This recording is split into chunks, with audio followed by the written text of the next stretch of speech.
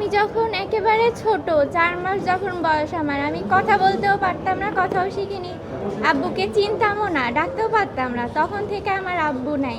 আমি জন্মের পর থেকে আমার বাসায় কখনো আমার আব্বুকে দেখিনি। আমার বয়স 17, আমার আব্বু জেলে থাকার বয়সও 17। আর হচ্ছে আব্বু মুক্তি পেল, আমরা তো আশা করিনি যে আব্বু মুক্তি পাবে। আমাদের দ্বিতীয়ভাবে দেশ স্বাধীন রাষ্ট্র হলো। ব্যবস্থা পরিবর্তনের কারণে আমরা ন্যায় বিচারের আশা করেছি। হ্যাঁ, আর এখন আব্বুকে পেয়ে অনেক খুশি। কে বাবাকে পেয়ে খুশি হবে না? তোমার নামটা বলো। দেখা হয় বাবার সাথে আমি যখন ক্লাস 6-এ পড়ি তখন একবার দেখা হয়েছে জেলে। জেলে। কোন ক্লাসে পড়ো? এখন আমি ইন্টার ফার্স্ট ইয়ারে পড়ি। নামটা বলো তোমার। আমার নাম সাফা জুমায়না। তোমার বাবার নাম কি আর কি হয়েছে ঘটনা? বাবার নাম জাহাঙ্গীর আলম। জাহাঙ্গীর আলম। আব্বুকে ভুলভাবে ধরা হয়েছে নামের জন্য। আমার আব্বুর নাম আর আমার দাদুর নাম, আরেকটা আসামির নাম, আর তার বাবার নামের সাথে মিল রয়েছে। এইভাবে করে আব্বুকে মানে ফাঁসিয়ে ধরা হয়েছে। তারপর আমরা ছাড়াতে পারিনি। আমাদের ব্যারিস্টার আঙ্কেল, ঠিক আছে, এবার আপনার সামনের দিকে তাকান। আচ্ছা, কি বলবো?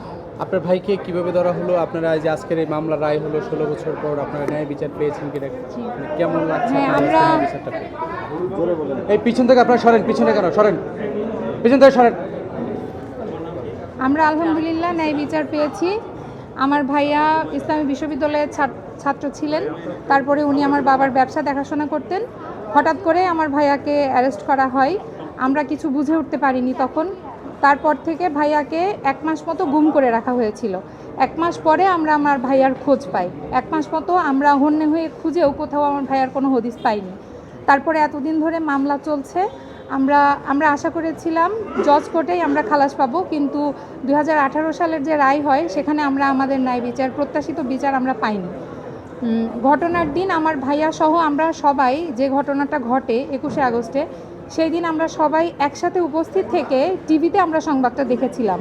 এবং সেই দিনে দোকানে আমার ভাইয়া সারাদিন বেচা কেনা করেছিল, সেখানকার সাক্ষীও পেশ করা হয়েছিল, কিন্তু তারপরেও আমরা ন্যায় বিচার পাইনি। দীর্ঘদিন পরে হাইকোর্টে আপিল করার পরে আমাদের বিজ্ঞ আইনজীবী উনি আমরা সহায়তায় দেশের পট পরিবর্তনে আমরা ন্যায় বিচার পেলাম। ধন্যবাদ মানে সবাইকে। আমার নাম হচ্ছে দিলারা বিনতে কাশেম। ওকে, লাস্ট একটা কথা বলি, আপনারা এই মামলায় জজ মেয়ার নাটকের কথা শুনেছেন।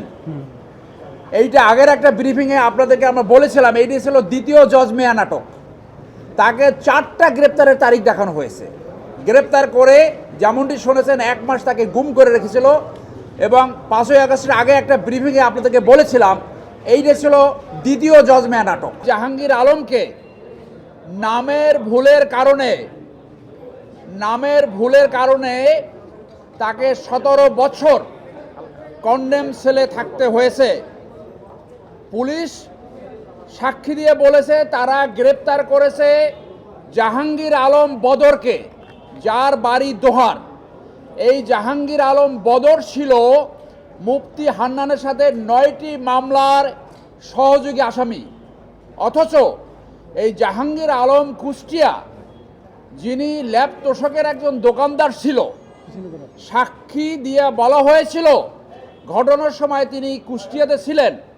এরপরও অত্যন্ত অন্যায্যভাবে, অত্যন্ত অন্যায়ভাবে তাকে পাতানো সাক্ষী দিয়ে তাকে ডেথ সেন্টেন্স দেওয়া হয়।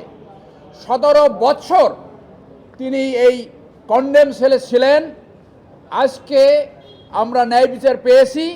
আমার ডান পাশে যে মেয়েটি আপনারা দেখছেন, তার বয়স ছিল তখন 4 মাস। 4 মাস সময়ে তার বাবা অন্যায়ভাবে মিথ্যা মামলায় গ্রেপ্তার হয় এবং এখন সে মুক্তি পেয়েছে। আজকে এই মেয়েটা খুশি, ন্যায় বিচার পেয়েছে। আমার বামে যে রয়েছেন তিনি জাহাঙ্গীর আলমের আপন বোন। তারা এতদিন ধরে এই ন্যায় বিচারের অপেক্ষায় ছিলেন। আজকে তারা ন্যায় বিচার পেয়েছে।